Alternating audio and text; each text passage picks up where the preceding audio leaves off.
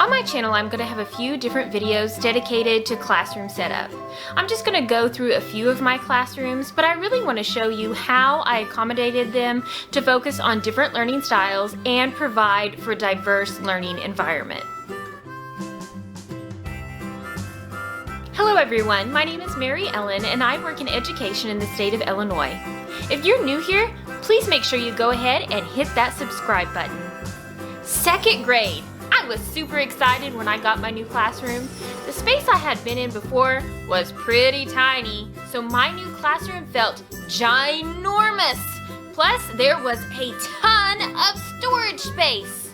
However, it was an older building and the room had not been painted in a long time. Also, the previous teacher had been in the classroom for many years, so she had accumulated a vast amount of teaching supplies for the room. When you move into a new room where the previous teacher has been in there for many years, it's always a good idea to go talk to that teacher before you start making that room your own and getting through those supplies. So I went and talked to that old teacher and I made sure that she had no use for those supplies or that she thought she was going to need them in the future. And then I went and started making that room my own. My mom, sister, and I first organized all the materials and took down the current decorations. Then we began to prepare to paint. Being an ADHD individual myself and having struggled greatly with this during elementary school, I wanted to choose a very calming, welcoming color palette. Oh, wait a minute, let's get back on topic here. The colors that I went with were white, purple, and gray. The walls we painted white. We highlighted the trim around the bulletin boards with light purple. The cabinet in the back area of the room was painted light gray with light purple doors. In the library, we chose to paint the bookshelves two different colors. The empty bookshelf is light purple. The full bookshelf is gray. The storage shelves in the room, we also painted gray. All right, the room's all painted. I'm finished, right? Nope, it's time to get ready for those awesome students.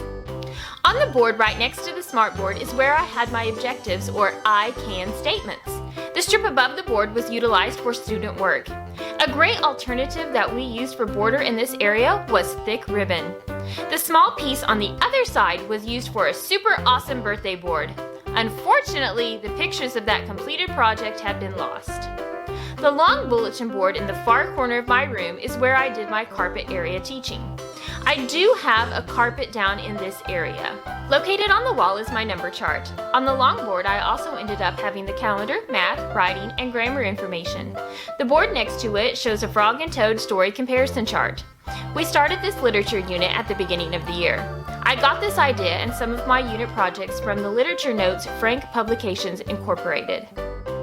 I had my small group table centrally located where I could see everyone. Our small group books were placed directly behind the table. In the library, I had a separate blue tub on wheels for testing books. One of my student jobs was to return these books to the library and pick up more. I also had some pillows and later added a small bean bag. I transitioned the word wall from the cabinets to above the library. I also had the students create their own word walls and we utilized our dictionaries a lot. The board in the window behind my desk is where I would display the student of the week. I wanted to make sure the children felt very welcomed as they entered the classroom. Therefore, I took colored gift bags and placed them on top of the gray shelves. With cutesy bulletin board letters, I wrote "Welcome to second grade." I also began the year by having an All About Me board. This is what the area looked like. So just as a recap, here was the starting line. And here is what it looked like after it was painted.